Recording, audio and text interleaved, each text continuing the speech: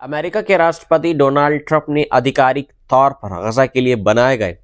अपने 20 point plan को लागू करने के लिए जिस नई व्यवस्था का ऐलान किया है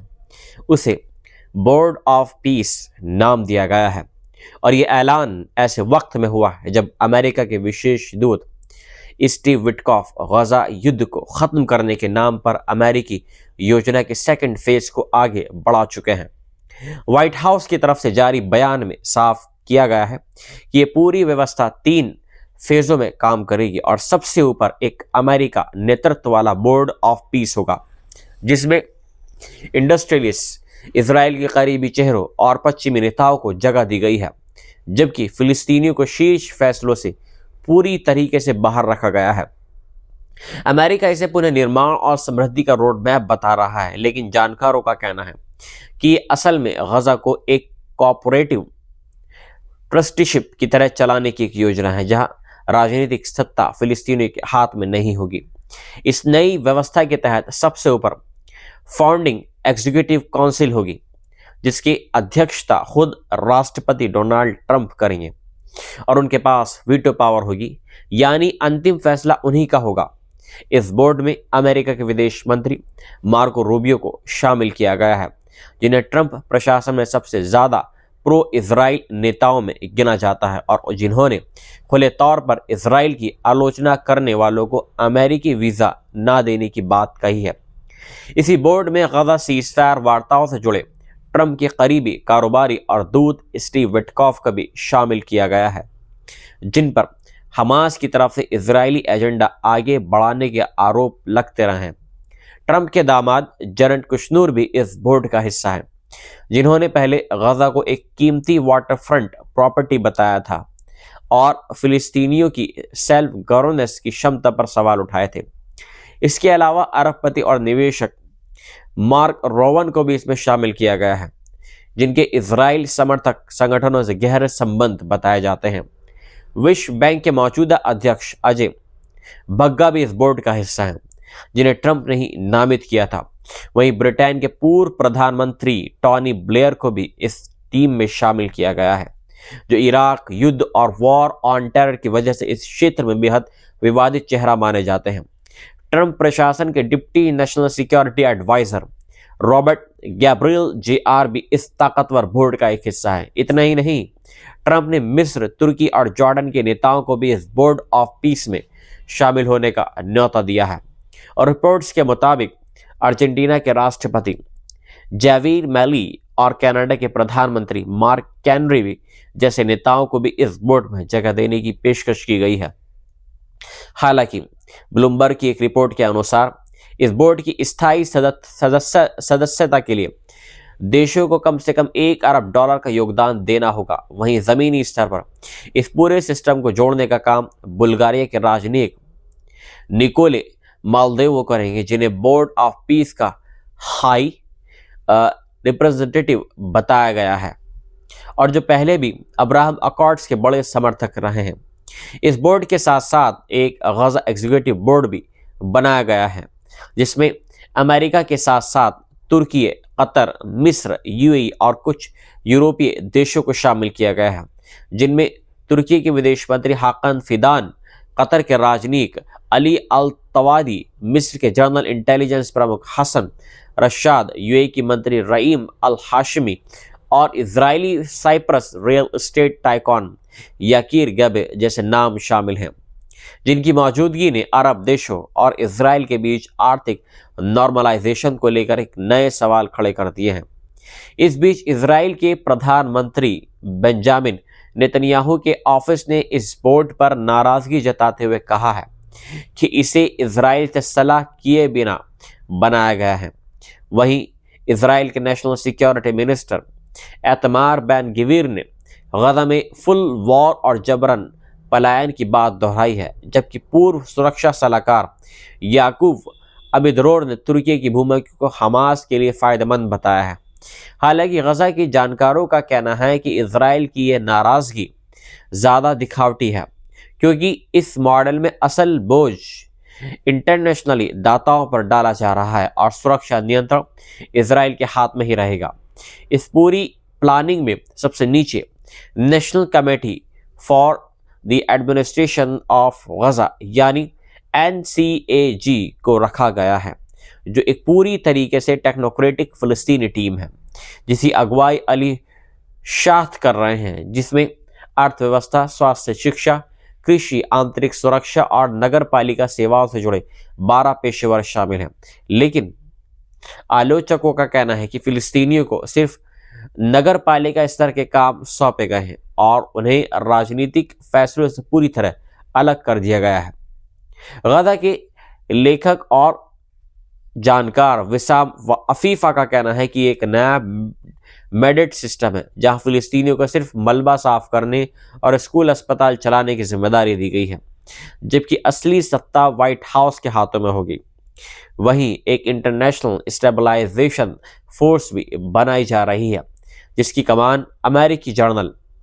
जेस्पर जेफर्स के हाथ में होगी और जिसका मुख्य उद्देश्य स्थायी डिसआर्म मतलब गजा के जो उनके बाद में वेपन्स खत्म करना है,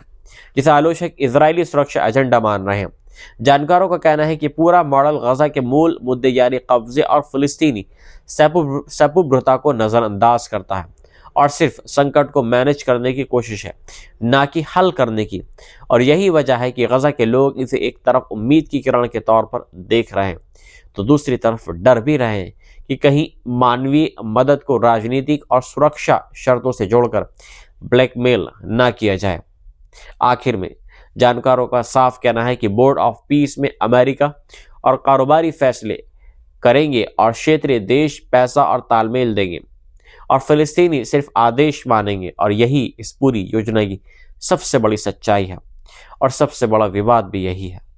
मिलता हूं आपसे एक नई रिपोर्ट के साथ में। जय हिंद। अमेरिका के राष्ट्रपति डोनाल्ड ट्रंप ने आधिकारिक तौर पर गजा के लिए बनाए गए अपने 20 पॉइंट प्लान को लागू करने के लिए जिस नई व्यवस्था का ऐलान किया है उसे बोर्ड ऑफ पीस नाम दिया गया है। और ये ऐलान ऐसे वक्त में हुआ है जब अमेरिका के विशेष दूत स्टीव विटकॉफ गजा युद्ध को ख़त्म करने के नाम पर अमेरिकी योजना के सेकंड फेज को आगे बढ़ा चुके हैं। व्हाइट हाउस की तरफ से जारी बयान में साफ किया गया है कि ये पूरी व्यवस्था 3 फेजों में काम करेगी और सबसे ऊपर एक अमेरिका नेतृत्व वाला बोर्ड ऑफ पीस होगा जिसमें इंडस्ट्रियलिस्ट, इजराइल के करीबी चेहरों और पश्चिमी नेताओं को जगह दी गई है, जबकि फिलिस्तीनियों को शीर्ष फैसलों से पूरी तरीके से बाहर रखा गया है। अमेरिका इसे पुनः निर्माण और समृद्धि का रोड मैप बता रहा है, लेकिन जानकारों का कहना है कि असल में गजा को एक कॉर्पोरेटिव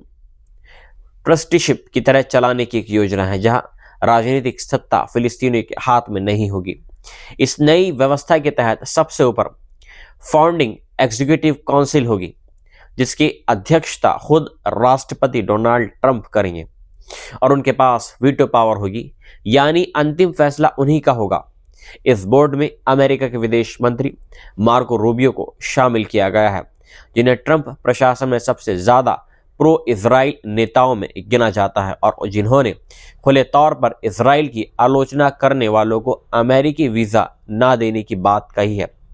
इसी बोर्ड में गजा सीज़फायर वार्ताओं से जुड़े ट्रंप के करीबी कारोबारी और दूत स्टीव विटकॉफ को भी शामिल किया गया है, जिन पर हमास की तरफ से इजरायली एजेंडा आगे बढ़ाने के आरोप लगते रहे हैं। ट्रंप के दामाद जरेड कुशनर भी इस बोर्ड का हिस्सा है, जिन्होंने पहले गजा को एक कीमती वाटरफ्रंट प्रॉपर्टी बताया था और फिलिस्तीनियों की सेल्फ गवर्नेंस की क्षमता पर सवाल उठाए थे। इसके अलावा अरबपति और निवेशक मार्क रोवन को भी इसमें शामिल किया गया है, जिनके इजराइल समर्थक संगठनों से गहरे संबंध बताए जाते हैं। विश्व बैंक के मौजूदा अध्यक्ष अजय बग्गा भी इस बोर्ड का हिस्सा हैं, जिन्हें ट्रंप ने ही नामित किया था। वहीं ब्रिटेन के पूर्व प्रधानमंत्री टॉनी ब्लेयर को भी इस टीम में शामिल किया गया है, जो इराक युद्ध और वॉर ऑन टेरर की वजह से इस क्षेत्र में बेहद विवादित चेहरा माने जाते हैं। ट्रंप प्रशासन के deputy national security adviser Robert Gabriel JR भी इस ताकतवर बोर्ड का एक हिस्सा है। इतना ही नहीं, ट्रंप ने मिस्र, तुर्की और जॉर्डन के नेताओं को भी इस बोर्ड ऑफ पीस में शामिल होने का न्योता दिया है। और रिपोर्ट्स के मुताबिक अर्जेंटीना के राष्ट्रपति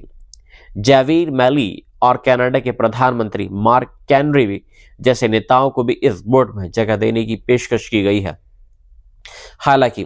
ब्लूमबर्ग की एक रिपोर्ट के अनुसार इस बोर्ड की स्थायी सदस्यता के लिए देशों को कम से कम $1 अरब का योगदान देना होगा। वहीं जमीनी स्तर पर इस पूरे सिस्टम को जोड़ने का काम बुल्गारिया के राजनयिक निकोले मालदेव करेंगे, जिन्हें बोर्ड ऑफ पीस का हाई रिप्रेजेंटेटिव बताया गया है और जो पहले भी अब्राहम अकॉर्ड्स के बड़े समर्थक रहे हैं। इस बोर्ड के साथ साथ एक गजा एग्जीक्यूटिव बोर्ड भी बनाया गया है, जिसमें अमेरिका के साथ साथ तुर्की, कतर, मिस्र, यूएई और कुछ यूरोपीय देशों को शामिल किया गया है, जिनमें तुर्की के विदेश मंत्री हाकन फिदान, कतर के राजनयिक अली अल तवादी, मिस्र के जनरल इंटेलिजेंस प्रमुख हसन रशाद, यूएई की मंत्री रईम अल हाशमी और Israeli Cyprus real estate tycoon Yakir Gabay जैसे नाम शामिल हैं, जिनकी मौजूदगी ने अरब देशों और इजराइल के बीच आर्थिक नॉर्मलाइजेशन को लेकर एक नए सवाल खड़े कर दिए हैं। इस बीच इजराइल के प्रधानमंत्री बेंजामिन नेतन्याहू के ऑफिस ने इस बोर्ड पर नाराजगी जताते हुए कहा है कि इसे इजराइल से सलाह किए बिना बनाया गया है। वहीं इजराइल के नेशनल सिक्योरिटी मिनिस्टर एतमार बैन गिवीर ने गजा में फुल वॉर और जबरन पलायन की बात दोहराई है, जबकि पूर्व सुरक्षा सलाहकार याकूब अबिदरोर ने तुर्की की भूमिका को हमास के लिए फायदेमंद बताया है। हालांकि गजा के जानकारों का कहना है कि इजराइल की यह नाराजगी ज़्यादा दिखावटी है, क्योंकि इस मॉडल में असल बोझ इंटरनेशनली दाताओं पर डाला जा रहा है और सुरक्षा नियंत्रण इजराइल के हाथ में ही रहेगा। इस पूरी प्लानिंग में सबसे नीचे national committee for the administration of Gaza यानी NCAG को रखा गया है, जो एक पूरी तरीके से टेक्नोक्रेटिक फिलिस्तीनी टीम है, जिसकी अगुवाई अली शाह कर रहे हैं, जिसमें अर्थव्यवस्था, स्वास्थ्य, शिक्षा, कृषि, आंतरिक सुरक्षा और नगर पालिका सेवाओं से जुड़े 12 पेशेवर शामिल हैं। लेकिन आलोचकों का कहना है कि फिलिस्तीनियों को सिर्फ नगर पालिका स्तर के काम सौंपे गए हैं और उन्हें राजनीतिक फैसलों से पूरी तरह अलग कर दिया गया है। गजा के लेखक और जानकार विसाम अफीफा का कहना है कि एक नया मेडेट सिस्टम है, जहां फिलिस्तीनियों को सिर्फ मलबा साफ करने और स्कूल अस्पताल चलाने की जिम्मेदारी दी गई है, जबकि असली सत्ता व्हाइट हाउस के हाथों में होगी। वहीं एक इंटरनेशनल स्टेबलाइजेशन फोर्स भी बनाई जा रही है, जिसकी कमान अमेरिकी जनरल जेस्पर जेफर्स के हाथ में होगी और जिसका मुख्य उद्देश्य स्थायी डिसआर्म मतलब गजा के जो उनके बाद में वेपन्स खत्म करना है, जिसे आलोचक इजरायली सुरक्षा एजेंडा मान रहे हैं। जानकारों का कहना है कि पूरा मॉडल गजा के मूल मुद्दे यानी कब्जे और फिलिस्तीनी सपुब्रता को नज़रअंदाज करता है और सिर्फ संकट को मैनेज करने की कोशिश है, ना कि हल करने की। और यही वजह है कि गजा के लोग इसे एक तरफ उम्मीद की किरण के तौर पर देख रहे हैं, तो दूसरी तरफ डर भी रहे हैं कि कहीं मानवीय मदद को राजनीतिक और सुरक्षा शर्तों से जोड़कर ब्लैकमेल ना किया जाए। आखिर में जानकारों का साफ कहना है कि बोर्ड ऑफ पीस में अमेरिका और कारोबारी फैसले करेंगे और क्षेत्रीय देश पैसा और तालमेल देंगे और फिलिस्तीनी सिर्फ आदेश मानेंगे, और यही इस पूरी योजना की सबसे बड़ी सच्चाई है और सबसे बड़ा विवाद भी यही है। मिलता हूं आपसे एक नई रिपोर्ट के साथ में। जय हिंद।